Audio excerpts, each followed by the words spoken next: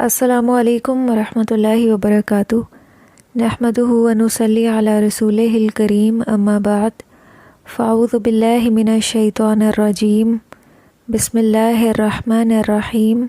ہم میں سے ہر ایک کی یہ خواہش ہے کہ ہمارے گھروں میں اللہ کی رحمتیں اور برکتیں نازل ہوں، اور ہم اس کے حصول کے لیے کوشش کرتے بھی نظر آتے ہیں، لیکن جو کوششیں مسنون ہیں صرف وہی اس کے حصول کے لیے فائدہ مند ہیں۔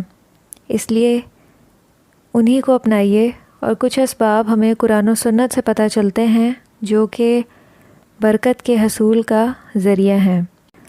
برکت دراصل اضافے اور خوشحالی کا نام ہے۔ جب کسی تھوڑی سی چیز میں برکت ہو تو وہ اسے زیادہ کر دیتی ہے، یا اس کا ظہور ایسے بھی ہوتا ہے کہ بہت زیادہ کام کرنے کی توفیق مل جاتی ہے، اور یہ برکت پھر اللہ کی اطاعت گزاری میں بہت ہی مددگار ثابت ہوتی ہے۔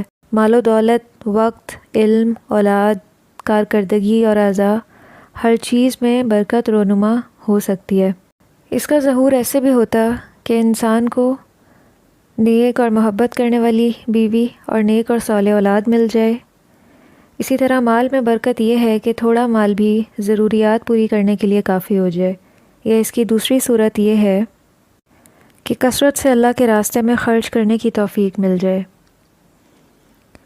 تو سب سے پہلا سبب جس کے ذریعے ہم اپنی زندگیوں میں برکت لا سکتے ہیں وہ ہے قرآن، کہ جو بھی اس کی تعلیمات پر عمل کرے گا اسے یہ برکت حاصل ہو جائے گی۔ وَهَذَا كِتَابٌ أَنزَلْنَاهُ مُبَارَكٌ فَاتَّبِعُوهُ وَاتَّقُوا لَعَلَّكُمْ تُرْحَمُونَ۔ یہ برکت والی کتاب ہم نے اتاری ہے، سو اس کا اتباع کرو اور ڈرو تاکہ تم پر رحم کیا جائے۔ اس کا دوسرا سبب یہ ہے کہ اس کے لیے کثرت سے دعا بھی کرنی چاہیے۔ بہت سی مسنون دعائیں ہیں جن میں یہ الفاظ ملتے ہیں، جیسے جب نبی صلی اللہ علیہ وسلم کے سامنے موسمی پھل لایا جاتا تو آپ برکت کی دعا کرتے۔ تو ہمیں بھی ان تمام دعاؤں کو سیکھ کر اپنا معمول بنانا چاہیے۔ اس کا تیسرا سبب ہے کثرت سے اللہ کے ذکر کی پابندی، کیونکہ جس گھر میں بھی کثرت سے اللہ کا ذکر کیا جائے گا شیطان وہاں سے بھاگ جائے گا۔ اس لیے صبح شام کے اذکار کے ساتھ وہ تمام اذکار بھی کریں جو اللہ کو بہت محبوب ہیں، اور اس میں درود شریف کا پڑھنا بھی شامل ہے، کیونکہ اس سے بھی برکتوں کا نزول ہوتا ہے۔ چوتھا سبب ہے استغفار کی پابندی۔ جب حضرت نوح علیہ السلام نے اپنی قوم کو استغفار کی تلقین کی تو ان سے کیا فرمایا؟ فَقُلْتُ اسْتَغْفِرُوا رَبَّكُمْ إِنَّهُ كَانَ غَفَّارًا يُرْسِلِ السَّمَاءَ عَلَيْكُمْ مِدْرَارًا وَيُمْدِدْكُمْ بِأَمْوَالٍ وَبَنِينَ وَيَجْعَلْ لَكُمْ جَنَّاتٍ وَيَجْعَلْ لَكُمْ أَنْهَارًا۔ بس میں نے کہا کہ اپنے رب سے بخشش مانگو، بے شک وہ بڑا بخشش کرنے والا ہے۔ وہ آسمان سے تم پر موسلا دھار بارش برسائے گا، اور مال اور اولاد سے تمہاری مدد کرے گا، اور تمہارے لیے باغ بنا دے گا، اور تمہارے لیے نہریں جاری کر دے گا۔ یہ تمام استغفار کے فوائد ہیں کہ اس سے برکتوں کا نزول ہوتا۔ اس کا پانچواں سبب ہے صبح کے وقت سے فائدہ اٹھانا۔ صبح کے وقت میں نبی صلی اللہ علیہ وسلم کی دعا کی وجہ سے برکت رکھ دی گئی ہے، اس لیے اس وقت سے فائدہ اٹھانا چاہیے۔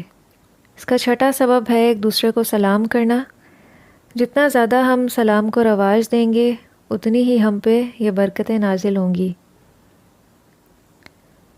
ساتواں سبب ہے تجارت میں سچ بولنا اور عیوب کو واضح کر دینا، اس سے مال میں برکتیں نازل ہوتی ہیں۔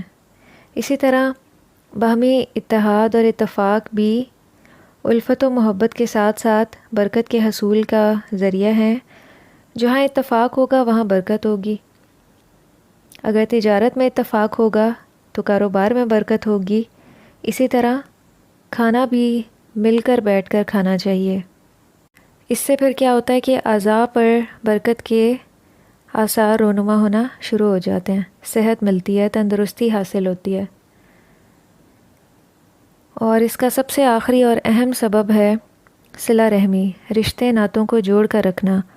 اور یہ صرف رشتہ داروں کے حق میں نہیں، گھر میں رہتے ہوئے بھی صلہ رحمی سے کام لینا چاہیے، گھر والوں کی لغزشیں اور کمیاں کوتاہیاں معاف کر دینی چاہیے۔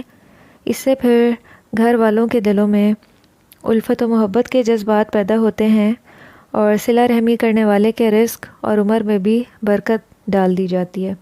جب زندگی میں برکت آ جائے تو اللہ تعالیٰ عقل کو پختہ کر دیتے ہیں اور دین کی سمجھ بوجھ عطا فرماتے ہیں، دل علم اور ایمان کے نور سے منور ہو جاتا ہے۔ اللہ تعالیٰ ہماری زندگیوں میں بھی اپنی برکتوں اور رحمتوں کا نزول فرمائیں۔ اللہم آمین۔